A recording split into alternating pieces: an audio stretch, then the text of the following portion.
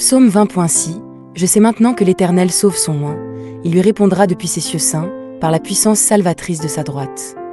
Selon le psaume 20 de David, celui qui a reçu l'onction de Dieu reçoit nécessairement le salut de Dieu. Que signifie « celui qui a reçu l'onction » ?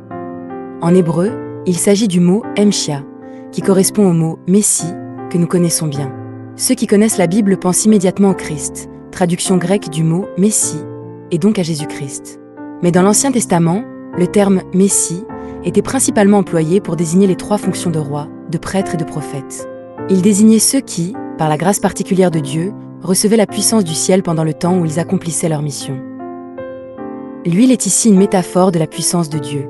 Cette compréhension vient probablement de la pratique consistant à verser de l'huile sur la tête d'une personne au moment de son investiture.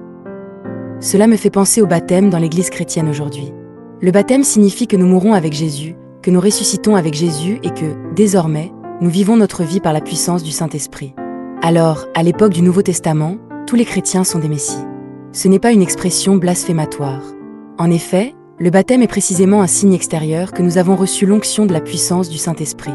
En réalité, le titre de « Messie » attribué à Jésus désigne Jésus dans son humanité, lorsqu'il est venu comme le Fils de l'homme. Ce n'est pas le titre honorifique suprême que nous puissions donner à Jésus. Jésus est plutôt le Dieu qui nous donne l'onction et qui nous sauve. En effet, il n'est pas celui qui se trouve originellement dans une position où il aurait besoin de recevoir l'onction.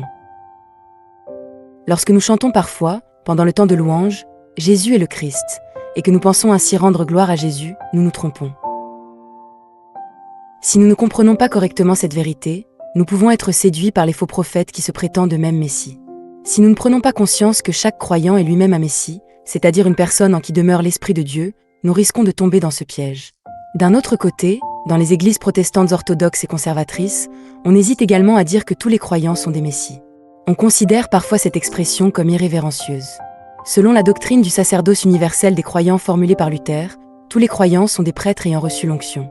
Le sacerdoce universel signifie finalement que tous les croyants sont des Messies. Si tous les croyants ont reçu l'onction, alors, selon le psaume 20.6, tous les croyants reçoivent le salut. À condition toutefois que l'onction soit véritablement présente en eux, c'est-à-dire que le Saint-Esprit demeure en eux, les croyants sont assurés de recevoir le salut. C'est pourquoi nous devons pouvoir ne compter sur rien d'autre que sur Dieu, dans le Saint-Esprit.